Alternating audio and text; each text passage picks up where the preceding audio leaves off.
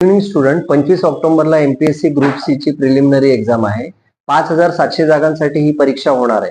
तर कदाचित मुख्य परीक्षेपर्यंत ह्या जागा वाढणार पण आहे. तर त्याच्यामुळे ह्या एक्झामचे जे प्रीचं कट ऑफ आहे ते ड्रास्टिकली खाली येणार आहे.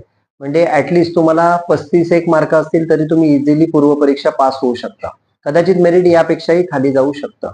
तर याच्यासाठी सिंपल स्ट्रॅटर्जी आहे. तुमच्याकडे 60च दिवस राहिलेले आहेत. तर कमीत कमी दिवसांमध्ये पण तुम्ही पास होऊ शकता.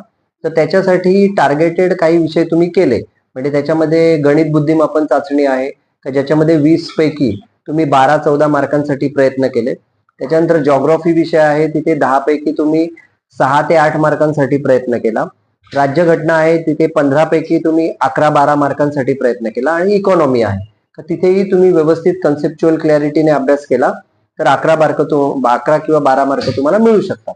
तर अशा प्रकारे मिनिमम हे 4 विषय पण तुम्ही केले तरी तुम्ही पूर्व परीक्षा आरामात पास होऊ शकता, कारण आपल्याकडे वेळ कमी आहे.